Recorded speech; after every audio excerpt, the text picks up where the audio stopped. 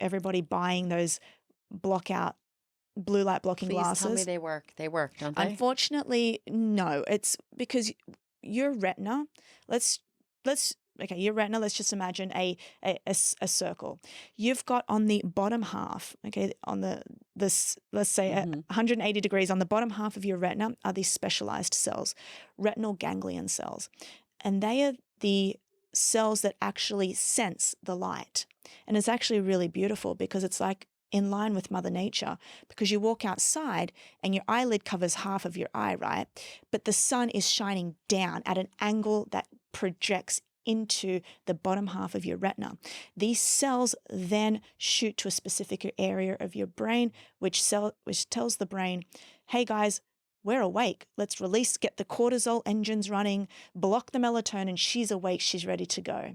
So that's why sunlight's really good in the morning to wake up your entire system. So if you have overhead lighting in your apartment, you are doing the same thing.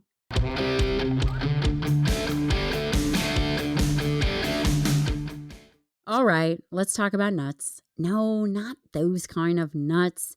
This is House of Macadamias, a sponsor of the Dr. Gabrielle Lyon podcast. Not all nuts are created equal. In fact, there's one nut that rules them all, and that's macadamias. Unfortunately, they are super rare. In fact, only 1% of the nuts are macadamias, and that's what typically makes them in high demand and ultimately very expensive. Doesn't always have to be that way, and that's where House of Macadamias come in. I'm going to tell you about that later, but just keep that in the back of your head. Why are we talking about macadamias? Well, they have 30% less carbohydrates than almonds. Macadamias make the perfect snack. So, for example, if you have your protein-forward breakfast and your protein-forward dinner, oftentimes we have to think about what's that meal like in the middle. And the goal of that meal for many people is to eliminate hunger. And one way to do that is to throw in some macadamias, just a very small handful. They are very satiating. They have monounsaturated fat. They have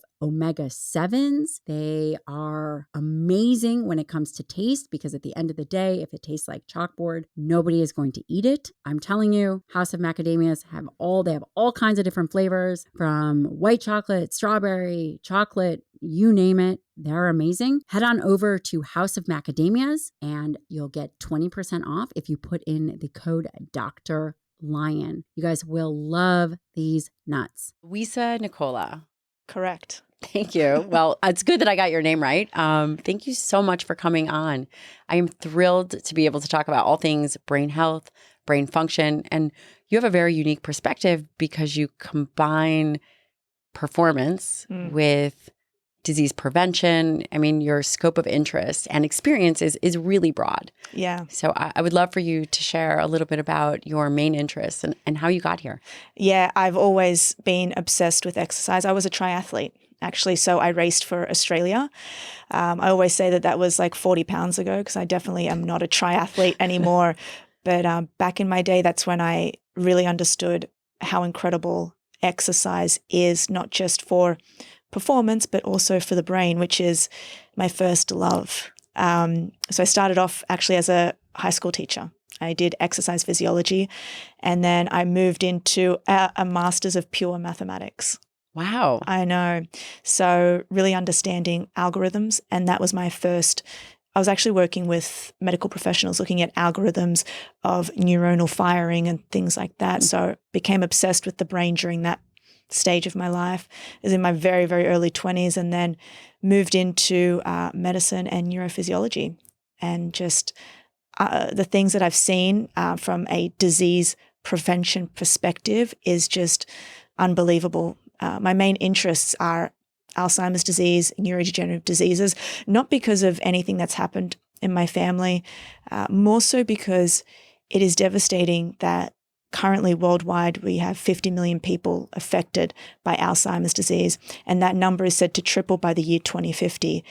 And when I see this as an epidemic, a worldwide epidemic to a developed nation, I do believe that it can be prevented.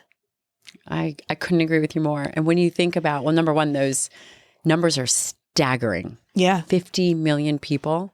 And then thinking about how that is going to triple. This is a disease of epidemic proportion. Absolutely. With brain. But you know what's actually even more devastating and kind of crazy? It's going to be the collapse of the healthcare system. It costs the healthcare system in direct cost $305 billion. Alzheimer's disease is costing the US health system $305 billion. I think cancer is only around $70 billion. So this is unbelievable. So it'll be the collapse of the healthcare system if we don't first understand it. And I always get asked, well, Louisa, why are so many people getting this disease? Is it genetic? What is it? And why is it preventable? Well, first of all, if we have a look at Alzheimer's disease, and you know a lot about this, I know that, but we first look at the umbrella term, which is dementia. We've got dementia with Lewy bodies, we've got Parkinson's dementia, we've got frontotemporal dementia. Alzheimer's disease sits underneath that, and that's the most widely diagnosed.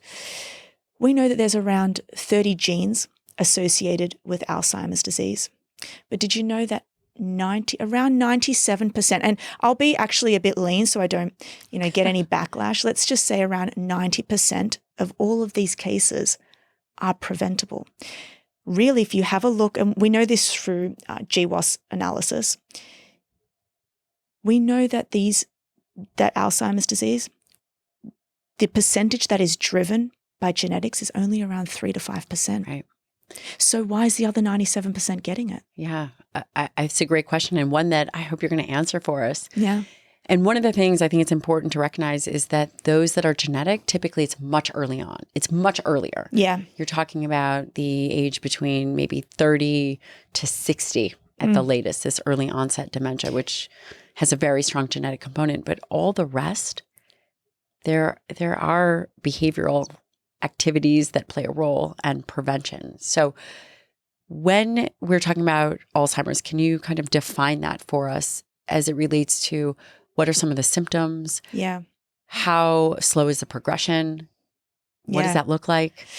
It's interesting because it actually can start in the 30s, just as you said. And we know that our brain begins to atrophy at the age of 30. So we actually start to get a decline in the amount of neurons in our brain. That's due to A, the natural brain aging process, but B, lifestyle factors, the way we are living. And I generally categorize that into 3 domains, which we'll go into later. But let's just talk about Alzheimer's disease, which is, if you can imagine, cognitive impairment, which starts in your 30s and then over time accumulates, and you end up getting diagnosed at around mid-60s to 70s and beyond with Alzheimer's disease, which there's 2 hallmarks of Alzheimer's disease that's really prevalent, and they are the accumulation of these proteins in the brain, which is tau, which ends up being tau tangles, and then we've got amyloid beta. Here's the thing, they're acting as the villains. These 2 proteins act as the villains. We hear about amyloid beta and we think, oh my God, we don't want this, but they reside in the brain. In fact, there is a difference between the 2. We've got first and foremost amyloid, which resides outside of the neuron. And then we've got the tau proteins, which ends up being the tau tangles. They actually reside inside the neuron. So let me just do a brief neuroanatomy just for people listening. Please, and they'll love it. I do this as well for a living. I teach people about the brain, which I love. So your brain is around 3 pounds and it's like Jell-O. So it's quite malleable. You can stick your fingers inside it just like Jell-O. And it's made up of a bit of protein, but it's made up of mainly fat and water. We have cells, just like the cells in our body. We have them in our brain and they're called neurons. The only difference is the neurons in our brain have these long axons that come off them and then these dendrites, like little feet. These dendrites connect with other neurons and that's how we produce our thoughts and our actions through chemical responses. We have around 87 billion neurons in the human brain, with each cell making 15,000 to 30,000 connections. That's wild, right? That's why we say that the brain is so energy consuming. It takes around 25% of the total energy expenditure, but of course it does. If you just do the math on that, it's like I can't do that fast math, like 10 to the power of 50 something, but it's just unbelievable the amount of connections that we're seeing. So you think 50,000 to 30,000 connections per neuron. Those start to die off. And when we see cognitive impairment. And Alzheimer's disease, you'll see a difference between these different dementia states. Alzheimer's disease is you'll see a person start to get short-term memory complaints. Their long-term memory is intact, but they start to forget things such as a person's name, the street that they live on, the keys, where are my keys? I can't find my keys.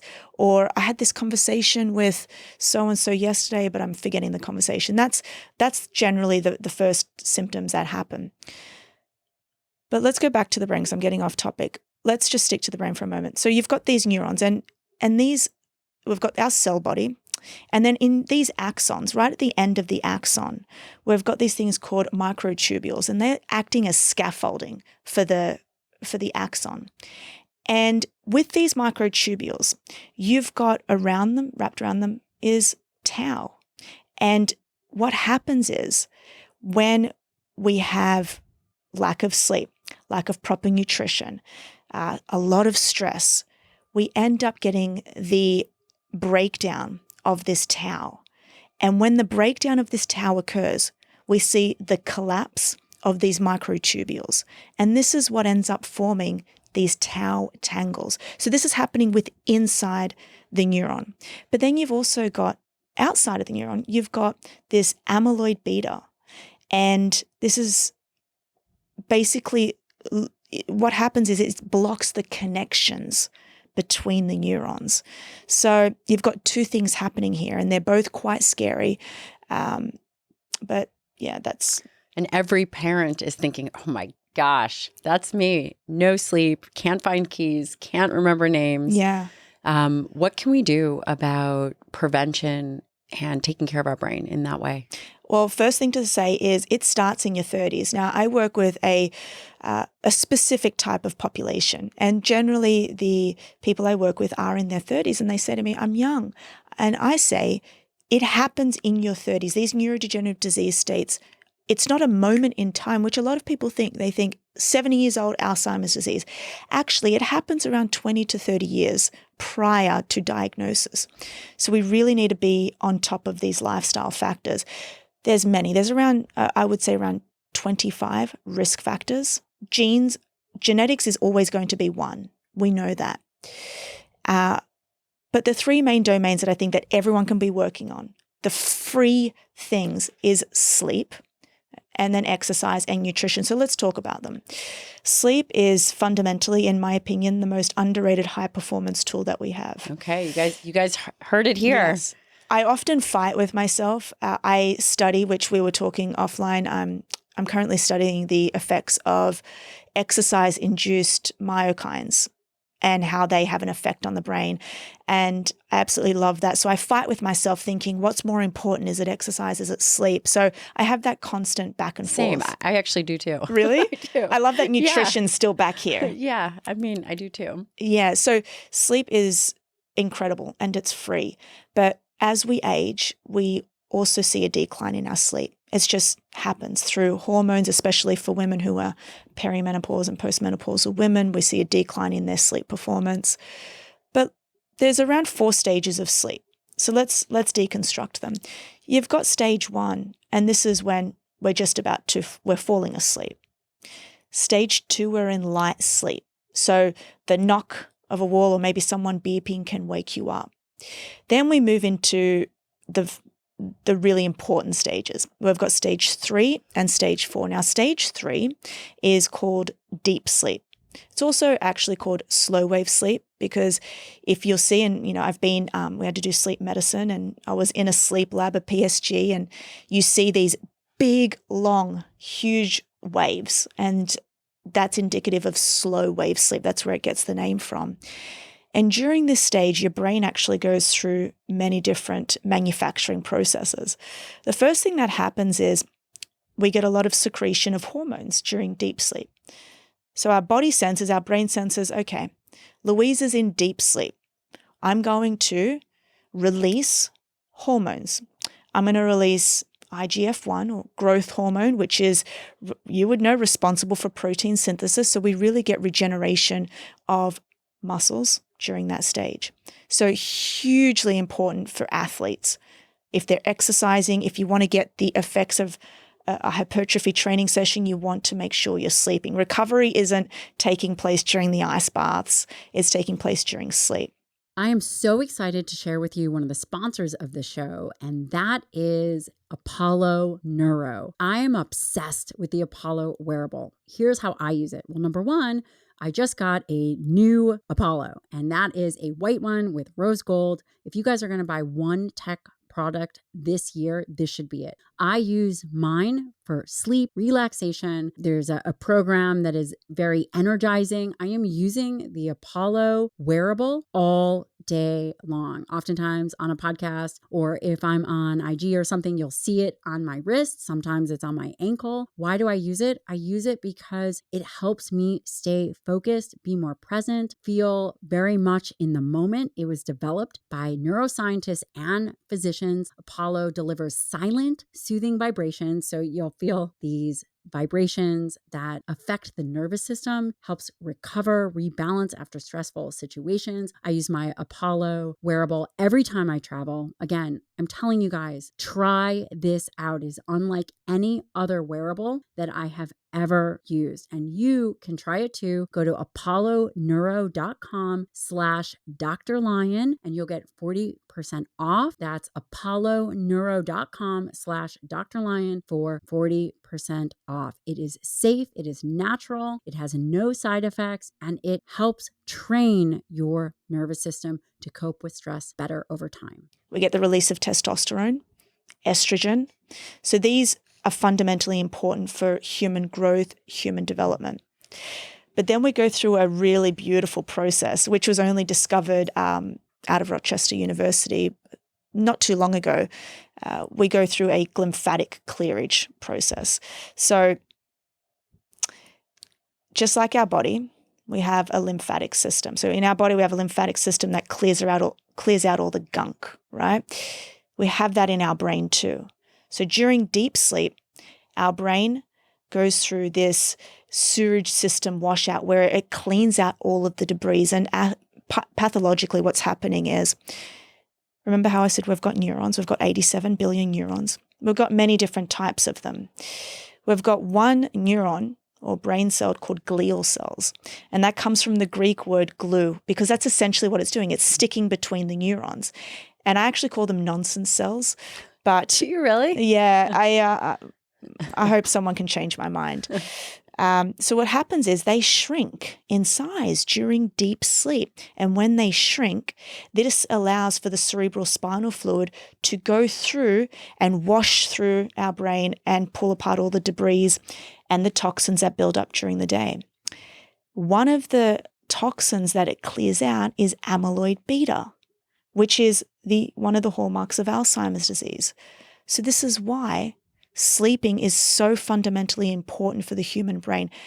However, let's just say we don't sleep too much and we're in a sleep-deprived state, which is actually classified as 6 hours or less, which is most of New York City, right? Right. You're not talking about the quality of sleep either. No. So if you have a child sleeping in your bed, kicking your back, that even if you're in bed sleeping for 6 hours, he might be actually sleeping for 4. And you may be going through polyphasic sleeping. Like last night, I was woken up by, I live in Manhattan, so anything's going to wake me up. I was woken up. So that's polyphasic. When you wake up and then you go back to sleep, your brain wants huge cycles. You want to be sleeping like in deep sleep and REM sleep for a very long period of time. So yeah, we're talking about 6 hours or less of sleep deprivation. One night probably won't do anything to you.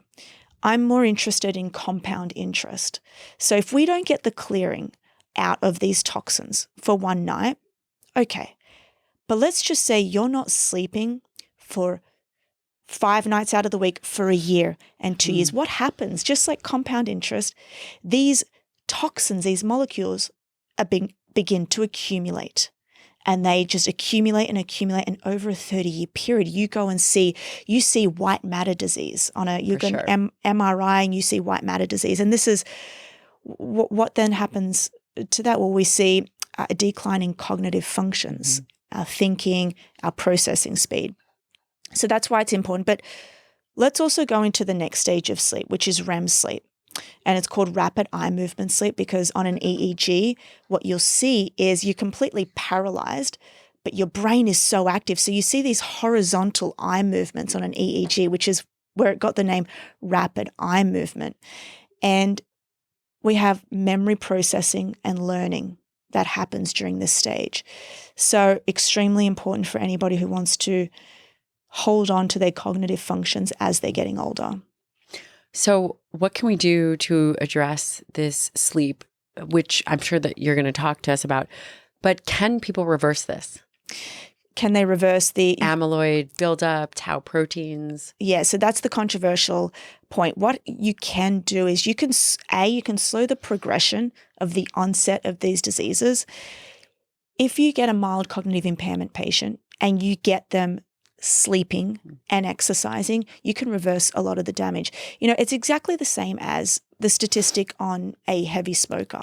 If they cease to stop smoking over a 5 to 7 year period, they go back to baseline, which I think is incredible. You can get the same thing with mild cognitive impairment patients. But by the time that we see brain atrophy, that's not going to be reversed. It's very hard to reverse that, extremely hard. I haven't talked so much about that, but that's really where the foundations of muscle-centric medicine came. Yeah. Is I was looking at brain imaging. We were doing a study on body composition and brain function at WashU. And one of the participants, amazing woman, she was in her mid-50s and she had atrophy. And was that atrophy, did you see this in white matter disease or in the gray matter cortex? We saw it in both. Yeah, because I've actually seen the same as you in an MRI. I was comparing like an 80-year-old, and what you see is you've got your skull, and you have this huge space between the base of the skull and the gray matter. So you see thinning of the gray matter cortex, which when I saw that, that was scary enough. So you had it had the same impact on you. Yeah. But I realized that we had been constantly focusing on adiposity, and obviously her metabolism was all out of whack, and she had 3 kids. I wish that I had really, at the time, we weren't really focused on lifestyle interventions other than exercise and diet. I wish that I had talked to her about her sleep patterns. Yeah, sleep. But here's the thing, right? Yes, what can we do to improve the quality of our sleep? Because that starts, I would rather you sleep 6 hours of pure quality sleep than sleep 8 hours of mediocre, waking up and going back to sleep. It's just, if I would rather you get into these deep sleep and REM sleep stages. Another thing is timing. You can't go to sleep at, let's just say 1 a.m. and wake up at 9 a.m. and say, oh, I got 8 hours of sleep in. It's just not the same. We know that you're going to have a much more better sleep if you're sleeping at 10 p.m., which at Neuro Athletics, lights out is 10 p.m. I think only like 5% of my clients adopt this method. What about you? Are you very strict? I am so strict. I don't even, it's funny, very different person to what I was in my 20s. I don't even go out for dinner now unless it's like, is it a 6 p.m. seating, 7 p.m. seating, which makes it hard for me to have friends. I'm changing all my reservations. Yeah, reservations are changed. I'm like one of a senior citizen now. But it's that important. Well, for me it is because I have a very cerebral lifestyle. I'm reading study after study daily. I've got a huge workload, so I need to make sure that I'm performing at my peak as well. So how do you do that? So sleep. What are some of the things that I do for sleep? Everybody here wants to hear. Yeah. Yes, including myself. We know first and foremost that light attenuates sleep on all levels. So I modify my lights. Actually, if you come to my apartment, I don't have overhead lighting. I have my lights are actually on the floor. And that's because we're going to get a bit detailed now. I love that. I just am thinking about, again, we were chatting before about I'm moving to Houston. I got to change all this. Yeah, you've got to have, don't get overhead lighting. Okay. And that's because, we know that light is going to be bad for our sleep. And that's because we have a hormone that is secreted, and it's secreted from the pineal gland. And it's the hormone responsible for making us feel sleepy and keeping us asleep. It's called melatonin. So it gets released in response to darkness. So if we have overhead lighting, we have a lot of light in our apartment, your pineal gland's going to say, well, I'm not going to secrete any of this because it's daytime. So before we had light, and what was happening was the sun would go down and our brain would just naturally start secreting it because we wouldn't have light. So they'd run into their cave, the cavemen, and that's how they'd get their melatonin secreted. So if we know this, then what do we have to do? Well, we have to either dim the lights as much as possible. And I'm sorry to say for everybody buying those blue light blocking glasses. Please tell me they work. They work, don't they? Unfortunately, no. It's because your retina, your retina, let's just imagine a circle. You've got on the bottom half, on let's say 180 degrees, on the bottom half of your retina are these specialized cells, retinal ganglion cells. And they are the cells that actually sense the light. And it's actually really beautiful because it's like in line with Mother Nature, because you walk outside and your eyelid covers half of your eye, right? But the sun is shining down at an angle that projects into the bottom half of your retina. These cells then shoot to a specific area of your brain, which tells the brain, hey guys, we're awake. Let's get the cortisol engines running, block the melatonin. She's awake. She's ready to go. So that's why sunlight's really good in the morning to wake up your entire system. So if you have overhead lighting in your apartment, you are doing the same thing. And the reason why these glasses don't work is because your eyes become more sensitive throughout the day because we've been up all day. So they become a bit weaker and more sensitive. Therefore, any type of light that comes in is going to be waking you up. So dim the lights. If you want to wear the blue light blocking glasses, try it. But you're saying that it probably doesn't? Probably does. No, you're better off just dimming the lights completely and then blacking out all light that comes into your bedroom with blackout curtains. What about changing the light bulbs to a different spectrum? I do that. I've got red lights actually. Does that help? It helps, yeah, and it's also more soothing, and so that helps. But it's very dim in my apartment from 8 p.m. onwards. You can actually get automatic timers as well. And then are you able to be on your computer at that time?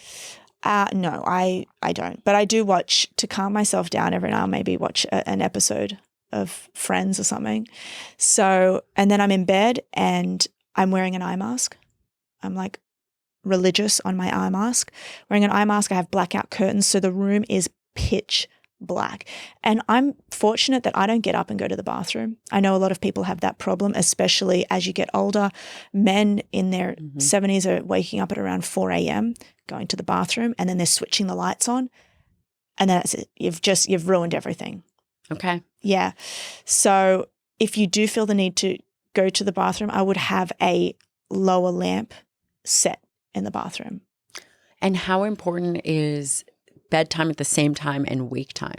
Consistency is probably one of the most important things when it comes to sleep fitness. And sleep fitness, I was going to ask you, can you train yourself to get into deep sleep? So things that kick you out of REM sleep and deep sleep, let's talk about them. Alcohol. I put out a statement on Instagram that kind of went viral. People didn't like it. And I said that no amount of alcohol is good for the brain. I would totally agree with you. Yeah, people don't like to hear that. They also don't like to hear another tweet of mine that went viral was, I don't know who needs to hear this, but THC is not helping you sleep. Another thing that people don't like to hear. And it's just true. It's not my opinion. So alcohol is a sedative. And you would know when you go into surgery, you're getting pumped full of propofol to sedate you. I'm not saying that that's what alcohol is doing. However, ethanol is a sedative. So if you feel like alcohol is making you sleepy, you're actually just depressing some of the excitatory, neurotransmitters that are happening in your brain. You're inhibiting them. So it's making you feel, it's lowering your inhibitions. It's making you feel drowsy. It's actually blocking REM sleep, deep sleep, and you're just knocking yourself out during the night. So that's going to kick you out of deep sleep. It's going to kick you out of REM sleep.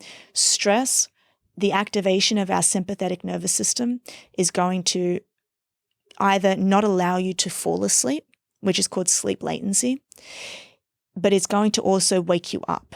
One of the biggest things for insomnia patients and them waking up throughout the night is the activation of their sympathetic nervous system because they're just so stressed. Mental stress? Mental stress. I've got this going on. And this is why we actually, as we age, we get a decline in our sleep states because we've got much more going on. We've got kids, we've got mortgages, the stress of just being in 2023. So managing stress is a huge thing for sleep performance. Something that I've been toying with lately is temperature control. Okay. Yeah, I sleep on a temperature-controlled mattress, which is so bougie of me. Which one do you use? I use 8 Sleep. Same. And this is because we now know that in order to fall asleep and stay asleep, our core body temperature needs to drop at least 2 degrees. So I have it manipulated throughout the night at a -2. So my core body temperature drops when I'm in deep sleep and drops again in REM sleep. And then I have the alarm set for 6, so it heats up. Because for us to wake up, we actually get a rise in our core body temperature, and that's what wakes us up. So they're probably the best things that you could do. Now, whenever I see somebody, the 2 biggest complaints they have is I've either got trouble falling asleep or trouble staying asleep. So if anybody wants to experiment with the sleep latency, so if you want to be able to fall asleep faster, you may want to work on things that are going to decrease the mental activity in your brain. You could supplement with gamma and aminobutyric acid. It's our chief inhibitory neurotransmitter. You could do maybe a warm bath to calm you down. Special thank you to First Form for sponsoring this episode of the show. Head on over to firstform.com. That's 1stphorm.com/Dr. Lyon. And because Louisa kept talking about sleep and how important that is, one way that we get into sleep is not just also controlling our environment, but considering an additional support. And one of those things that I recommend and I use myself is called Core 21, and it's a nighttime cortisol reducer. It has a little bit of vitamin C. It has kava in it. It has ashwagandha, rhodiola, all kinds of herbs and some enzymes to really help me relax. If you are having trouble sleeping, then making sure that you are in an environment where you can get good sleep, it's cool, there's not a lot of noisy sound, and of course, not drinking alcohol before bed, but utilizing or potentially utilizing something that can help be very supportive and help get you into deep sleep, calm your mind, calm your body. And one way to do that is Core 21. Head on over to firstform.com/Dr. Lyon and try yours today. Yeah. And what about, do you ever use, so if someone is having trouble falling asleep, you'll recommend GABA or something similar. What about staying asleep? Staying asleep is twofold. First of all, temperature. If you're hot, you'll wake up. It's running out of melatonin, and this is why I'm really against exogenous use of melatonin. Because we know that the supplement industry is not regulated. So there was a study that was done on melatonin bottles, and they found that the bottles actually contain 100 times more than what is said on the front. So if you think that you're having 2.5 milligrams, you may be having, 100x. Which, by the way, is a lot, actually. Oh, yeah. And just to let everyone, you are actually pumping. It's a hormone. Right. Well, I can't go and get estrogen over the counter. Right. That would be a bad idea. You would know. It probably, you can't just go and get, I think you don't want to go and just pump yourself with a testosterone tablet. We're taking the issue too lightly. It is a hormone. And if you pump your body with exogenously, your pineal gland is going to be like, well, okay, I don't need to produce anything. I'll just sit back, and then you get disrupted sleep. So stay away from that. And then what about nutrients for the brain? I know that was another one of your pillars. So we have sleep, exercise, and nutrients. big fan of creatine. Creatine's involved in energy cell production. It decreases, I believe, which you probably have more to say on this, as we age. We used to think that creatine was just there for the body to get big and buff. The bodybuilders made it famous. Thank you guys, by the way. It's an amazing supplement, but we also now know that it's incredibly important for the brain. In fact, my father had a right parietal lobe stroke back in 2019. So you can imagine there's hypoxia happening there. Certainly. I've got him supplementing with 5 grams a day. And he's great. He's, it's 2-3 years on now, but he's going to the gym. He's noticed he doesn't know what he's taking. At first, he's like, she's giving me drugs. And you're like, just go with it. Just go with it. Go with it, Dad. Extremely, it's cost effective and very, very safe. Creatine monohydrate. Yeah. Anything else? Omega-3 fatty acids. Yes. I think I will go to my grave telling people to take this. Dosage-wise, the most widely studied dosage is 4 grams a day. So 4 grams of EPA, 4 grams of DHA. So omega-3 fatty acids from fatty fish, mackerel, salmon. It's made up of EPA, DHA, and ALA. And these EPA and DHA, the DHA seems to be much more important for the brain, and the EPA is where you get your cardiovascular benefits from.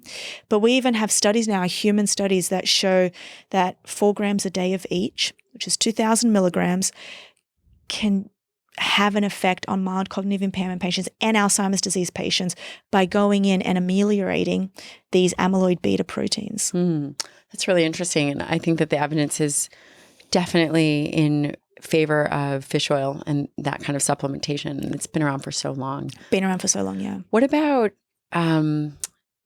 ketones? Yeah, I love ketones. We know it's a preferred fuel of the brain when in a glucose deprived state. And I don't know why there's this misalignment now with ketones versus glucose. Your brain uses glucose for energy. Right. Okay. But people want to fight and say that, no, it's ketones. But the ketones are there when we've got no glucose. So I just wanted to make that clear.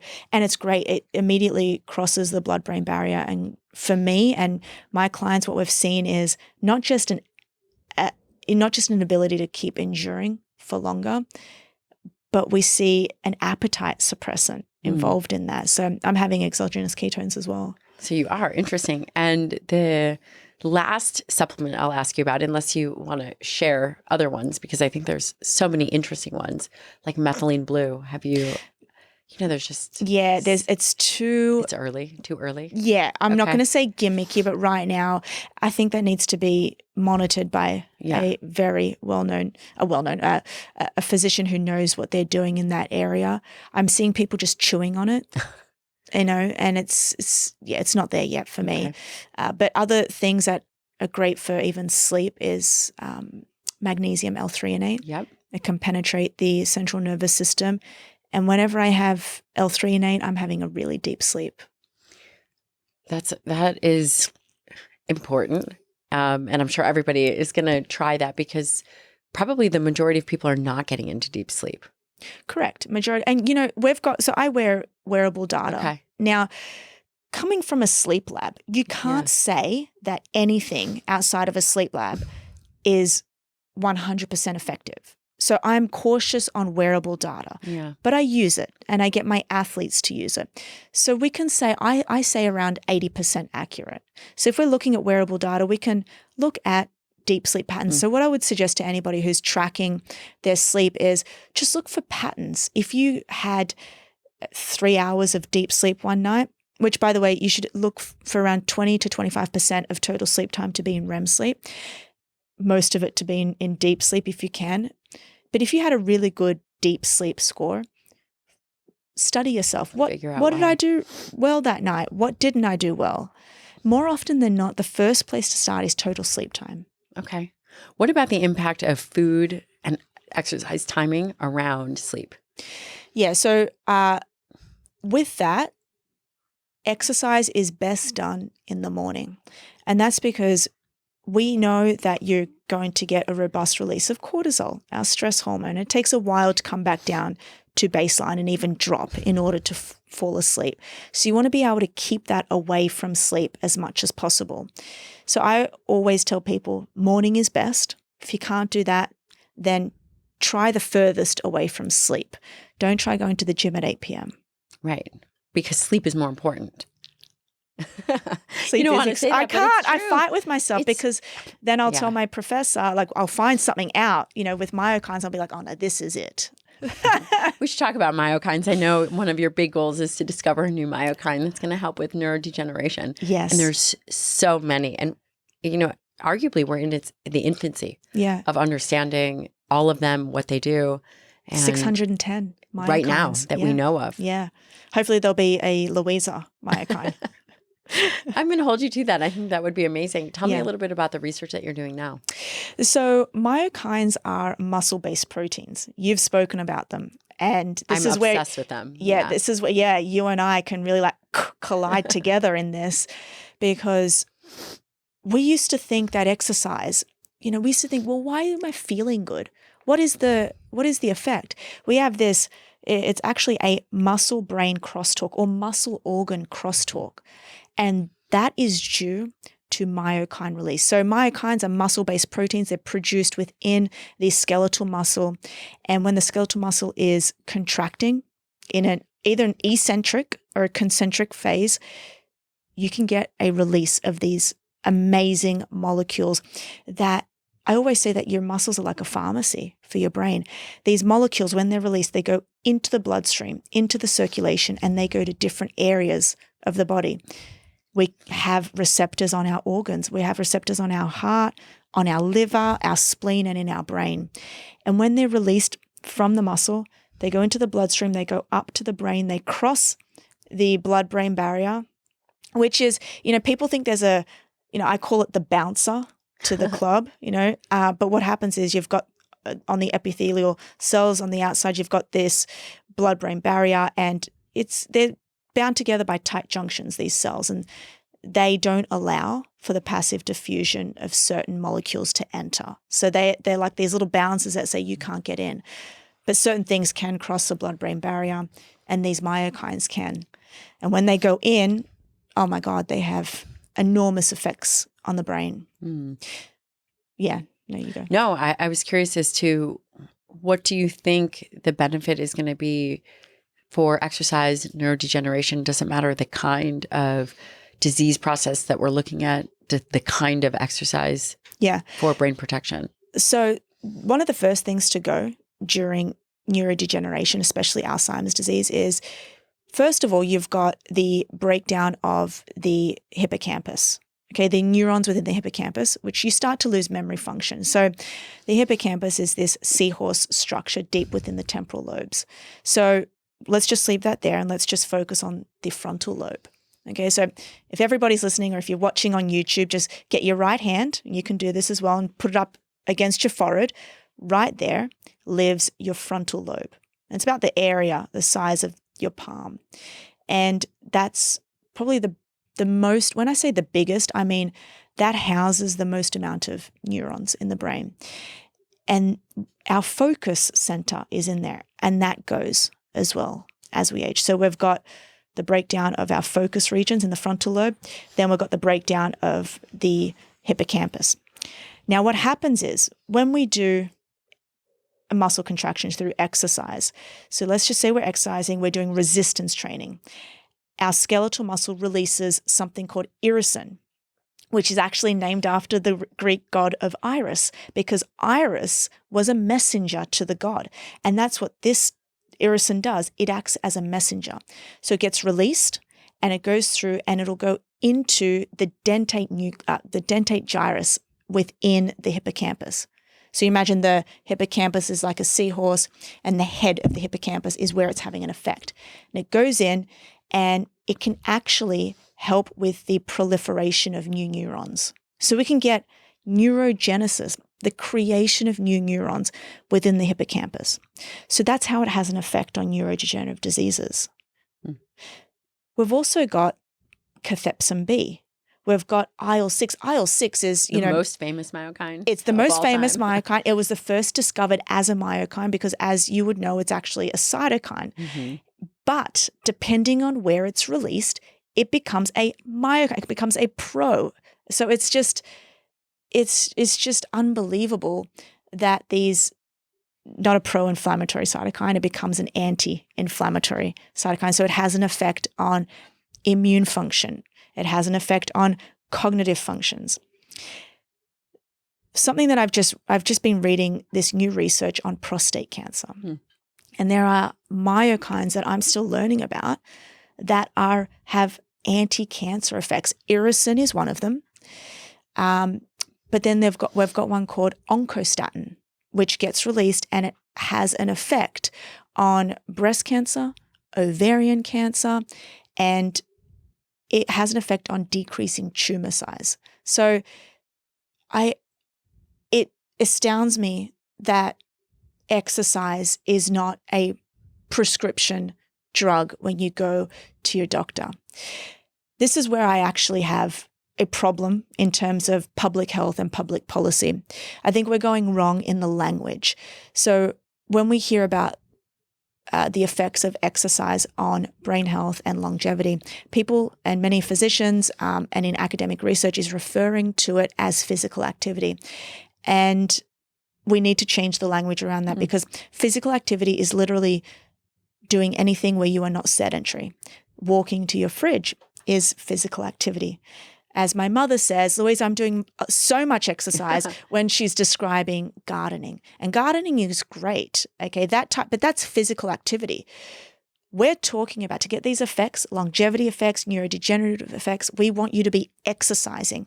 That involves getting the heart rate up. And when you have a look at the studies of these myokines, irisin, when it comes to resistance training in irisin, you need to be working at around a 65% of your 1 repetition max. When we look at myostatin, you need to be working at an 80% of your 1 repetition max. So either way, whether it's 70%, whether it's 80% of 1 MR, you need to be working hard. So going to the gym, lifting weights. Ladies, don't be afraid of weights. Stop thinking that you're going to get big. It takes so much. I'm still trying to get big. I mean, it takes so much protein to get that big, but it takes so much time in the gym. And the effort matters. Oh, the effort matters. And it's a long process. You don't just go and lift heavy and you get big. So stop being afraid of that. Stop lifting these tiny little weights. That does my head in when I see tiny weights. You know, it's interesting because what we're talking about is not hypertrophy, strength, or power. We're actually talking about effortful training from the perspective of muscle as medicine. Yes. And that's what's so interesting. We're not talking about, again, these performance metrics. We're leveraging this concept of a 1 rep max or 70 to 80%, but we're utilizing it for the intention of a dose response. Yes. And that's what I think is so critical about what you're saying. Thank you to Inside Tracker for sponsoring this episode of the Dr. Gabrielle Lyon Show, especially when we think about sleep. Oftentimes when we skip sleep, it does show up in our blood work, whether it's cortisol or hormones or other inflammatory markers can totally be off. This is why it's critical to look inside, hence, which is, I bet, where Inside Tracker got their name. Head on over to insidetracker.com/Dr. Lyon. You'll get 20% off. This is blood work, markers, DNA, fitness tracking data, you name it. They look at everything and it allows you to see where you can improve. Again, why is that important? Because if you don't know where you can improve, then you continue to do the same things over and over again. And I will tell you, as a practicing clinician, one of the biggest ways to move the needle for people is if you actually show it to them. And that's one reason why going to insidetracker.com/Dr. Lyon and getting 20% off your blood markers, your DNA, all the things will show you and really move the needle because you'll be forced to take action. For a limited time only, get 20% off the entire Inside Tracker store. Just go to inside, like inside your body, tracker.com/Dr. Lyon for 20% off. I would rather people go to the gym for brain health, not just to look good. And if we change the language around why do you go to the gym? If you go just to look good, that puts in, especially, I'm talking from a female perspective, that puts a lot of stress on a woman, especially as she ages. I would know. I'm Greek. I'm never going to be tiny unless I really work hard for it. And you'll probably never have a wrinkle either. I hope not. But what happens is if I go to the gym for my brain and if I go to the gym for the anti-cancer effects that's going to happen, I'm going to stick to it much better. Efficacy, getting a patient or a client to stick to a routine is hard enough. And so getting them there, not just to look good, but to know that at the age of 80 and 90, you're going to have the conversation with your grandchildren. You're going to be able to get yourself up off the chair. You're going to stop yourself from having a hip fracture or a hip break. Right. And those things kill you quickly. Oh, yeah. As opposed to typically cancer or some diagnosis that potentially takes time. Yeah. And not to mention the antidepressant effects that these myokines have. Again, 610 known myokines. There will be more because as our muscle grows, we induce mitochondrial biogenesis. We're going to have more muscle, therefore more proliferation of these myokines. I think that's really critical. And the mission is very noble to be able to change that conversation and critical. Yeah, critical. Is really critical. What are some of the things that we are doing that we don't know that are really negatively affecting our brain? And in my mind, I'm thinking, is it scrolling on the phone? Is it interfacing with our environment? I'm sure tobacco use is not good. Are there unknown things that perhaps people are doing on the regular? Yeah. So let's look at this from a vascular perspective. Your brain is the most vascular rich organ in the entire body. That means that it houses the most amount of arteries, capillaries in the US, veins. What does this mean? Well, that means that if you were to pull apart all of the vasculature in the brain, it actually, because somebody did this, did a study on this, it actually spans 400 miles. That's how rich this is. And some of these capillaries are 1 cell thick. They're like the width of your hair, a hairline thick. We have 2 main arteries that shoot up to the brain. That come from your heart. You've got the vertebral arteries and the carotid arteries, and they shoot up. And we see branching of the arteries after that go into the brain. These capillaries that are 1 cell thick are affected. This is the number one thing that affects them: hypertension. But not just that, not just elevated blood pressure. It is the rise and fall. You don't want that. You don't want to have these massive spikes in blood pressure, then come back down, because you can go and then kill off these tiny little capillaries. What are the capillaries? What are the arteries doing? Well, they're delivering blood to the brain, but they're also delivering oxygen and nutrients. So if you start to kill off these tiny little blood vessels that's delivering blood, oxygen, nutrients, you're not going to get that. We don't want hypoxia. We don't want to be in a low oxygen. Your brain needs oxygen for everything. We know that. So managing blood pressure, I think, is the most underrated thing that we're not talking about it. And I'm going to keep going with this. And I use my father, the poor guy, with everything that I speak about, because he's my best client. Oh. And I have my mother measuring his blood first thing when he wakes up, measuring his blood pressure the moment he wakes up, which is the most, we want to be able to get that measurement. And then when he goes to sleep, and we have a chart, and the chart is shared with me. They live in Australia, so the chart is shared with me, and I plot it on a graph, and I look over time to see what is the blood pressure in 2021, 22, 23. So maintaining, good blood pressure, low blood pressure is important. We saw that when I was doing my work as a geriatrician. Vascular dementia was a major issue. Yeah. And one of the things that we always saw that individuals struggled with first was executive function. Yeah. before short-term memory loss for vascular dementia. And that's because, like I mentioned earlier, we have the frontal lobe. The frontal lobe houses your prefrontal cortex. We call it the CEO of the brain. And this is where our cognitive functions live. Reaction time, processing speed, focus, attention, decision-making, they lie there. So if you think the most amount of neurons, it means there's a lot of vasculature that is shooting out into the frontal lobe. So it's no wonder that you start with these declining cognitive functions. And in fact, there's a wonderful paper that was written that shows the many theories to the brain aging process. And one of them is dysregulation of dopamine receptors in the frontal lobe. So we also get a decline in the frontal lobe's ability to release dopamine. And that's just due to how we age. Gosh, so it's very multifactorial. And I said something on a podcast that ended up hitting around 10 million views. It was very simple, and it's in the scientific literature on human research to show that 85% of brain gray matter is modifiable by exercise. So our gray matter, just for everybody listening, we've got gray matter, we've got white matter. The gray matter is the cell body. Remember how I said we've got a cell, then we've got the axon? Now the axon that is coated in these layers called the myelin sheath, and they're the fatty layers, and they coat the axon. That's the white matter.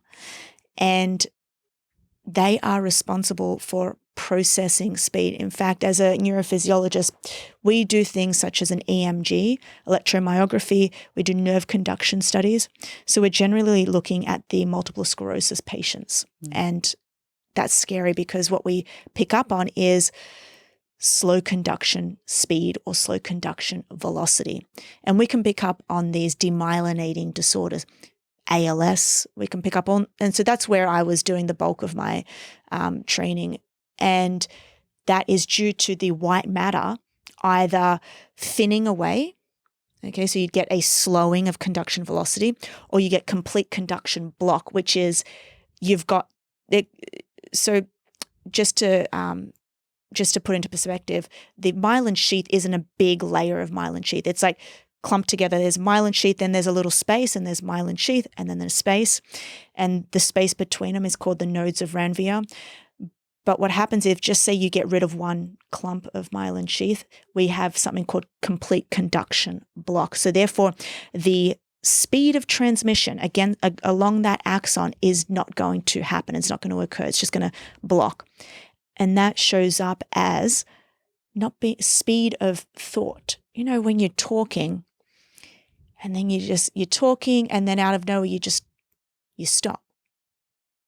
And things, you're just like, oh, well, what was I saying? So that's where we see white matter disease. Really, really important. What do you think is on the horizon? Okay, first of what I would love to be discovered, I hope someone's working on this. Do you wear a CGM? Not anymore, no. Not anymore. Yeah, I used to wear one too, but I got my data. I know what affects me. Love CGMs. I think they're incredible. How amazing would it be to have one for blood pressure? I think that that's on the horizon when we come to technology.